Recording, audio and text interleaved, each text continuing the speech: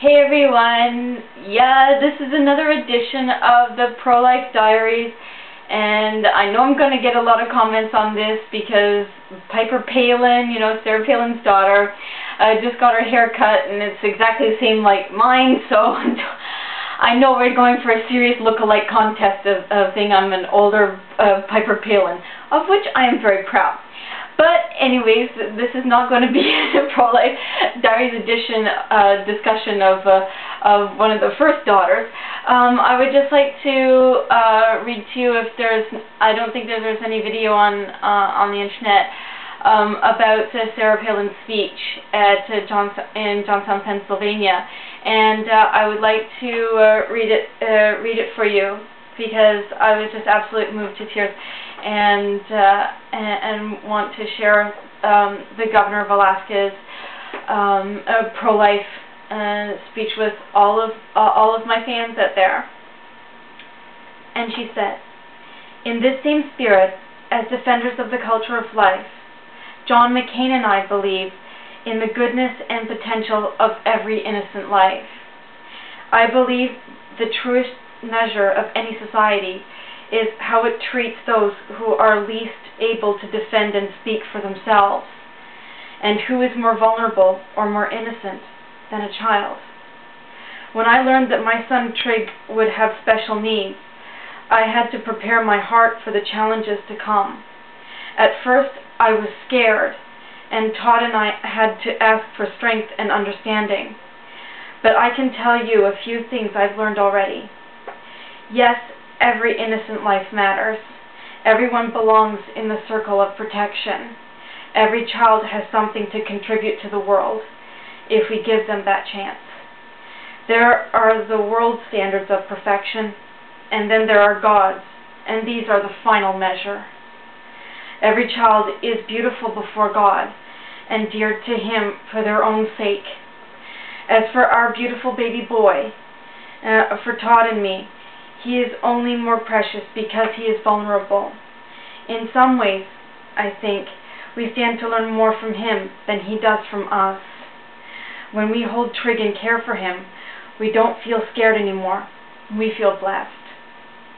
It's hard to think of many issues that could possibly be more important than who is protected in law and who isn't, who is granted life and who is denied it. So when our opponent, Senator Obama, speaks about questions of life, I listen very carefully. I listened when he defended his unconditional support for unlimited abortions. He said that a woman shouldn't have to be, quote, punished with a baby. He said that right here in Johnstown, punished with a baby, and it's about time we called him on it. The more I hear from Senator Obama, the more I understand why he is so vague and evasive on the subject. Americans need to see his record for what it is. It's not negative or mean-spirited to talk about his record. In whatever party you belong to, there are facts you need to know. Senator Obama has voted against bills to end partial birth abortion. In the Illinois Senate, a bipartisan majority passed legislation against that practice. Senator Obama opposed that bill.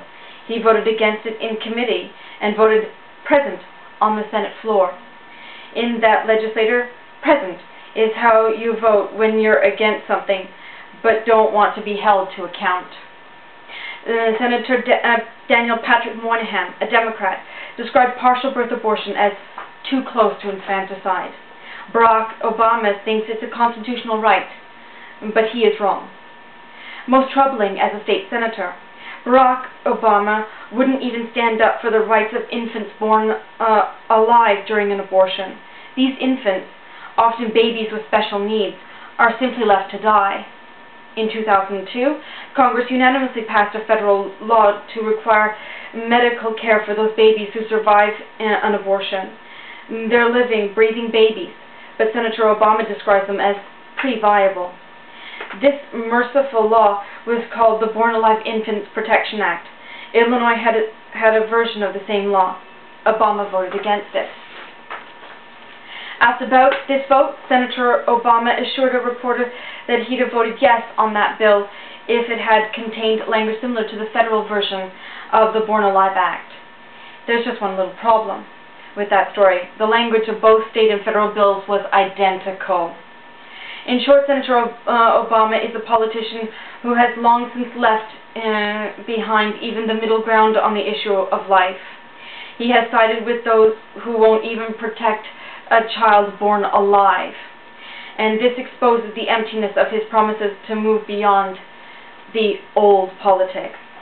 In both parties, Americans have many concerns to be weighed in the vote they cast on November 4th. In times like these, with wars and a financial crisis, it's easy to forget even as deep and abiding a concern as the right to life. And it seems our opponent hopes that you will forget. Like so much else in his agenda, he hopes you won't notice how radical his ideas and record are until it is too late. But let there be no misunderstanding about the stakes. A vote for Barack Obama is a vote for activist courts, and that will continue to smother the open and democratic debate we need on this issue at both the state and federal level.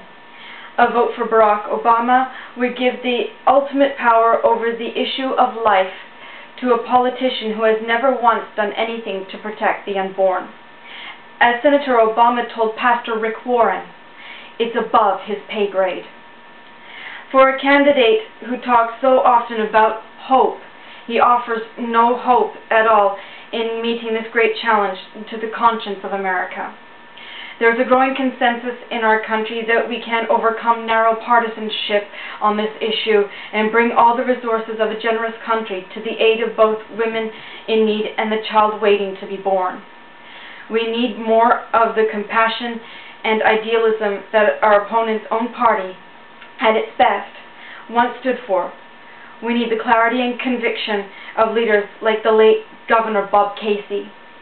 He represented a humanity that speaks to us, to all of us, no matter what our party, our background, our faith, or our gender.